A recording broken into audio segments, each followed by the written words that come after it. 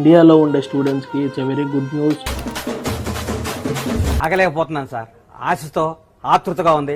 అంటే అప్పట్లో యూఎస్ వెళ్ళిన వాళ్ళు బాగా సెటిల్ అయి ఉంటారు, తర్వాత అప్పట్లో యూకే వచ్చిన వాళ్ళు బాగా సెటిల్ అయి ఉంటారు. ప్రెసెంట్ న్యూజిలాండ్ ఓపెన్ చేసింది కాబట్టి ఎవరైనా ప్రెసెంట్ న్యూజిలాండ్ వెళ్ళే వాళ్ళు, కొత్తగా వెళ్ళే వాళ్ళు ఉంటే, ఇది ఇనిషియల్ టైమ్స్ కాబట్టి వాళ్ళు బాగా సెటిల్ అయ్యే ఛాన్సెస్ ఎక్కువగా ఉంటాయి. ర్యాండమ్ కాల్స్ చేసి మాట్లాడుతున్నప్పుడు కొన్ని నేను ఇంకా అప్లోడ్ చేయలేదు. దాంట్లో ఏంటంటే మోసపోతున్నాం, కొంతమంది మా దగ్గర 50,000 1 lakh దాకా ఛార్జ్ చేశారు, ఇంకొంతమంది ఏంటంటే వీసా టైంలో మీరు అమౌంట్ ఇవ్వకపోతే వీసా రాదని భయపడుతున్నారు. ఇలాంటి నా దాకా వచ్చాయన్నమాట.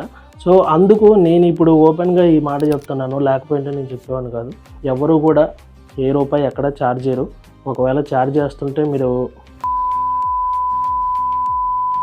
డబ్బా నేను కట్టలేక కాదు, కడితే నేను ఒక్కడనే మంచోడిని అవుతాను, కానీ నువ్వు కూడా మంచోడు కావాలిగా.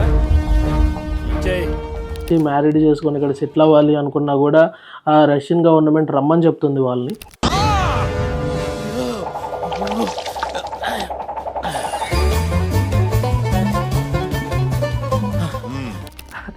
మీకు తెలిసిందే, ఇంక నేను చెప్పేది ఏముంది, కానీ నేనైతే ₹1 కూడా ఎక్కడ ఎవరి దగ్గర ఛార్జ్ చేయము, అవి ఏమి ఉండదు అనమాట.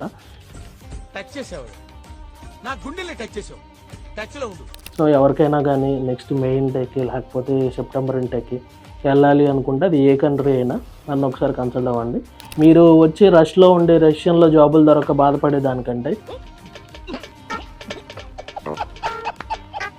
ఇంకా ఫ్రీగా అక్కడికి వెళ్ళి మీకు నచ్చిన జాబ్ చేసుకుని ఇంతకంటే మంచిగా ఎర్న్ చేసుకోవచ్చు. వీరులంతా తరచుగా చెప్పే మాట ఏంటో తెలుసా? బాధ చూసుకుందాం.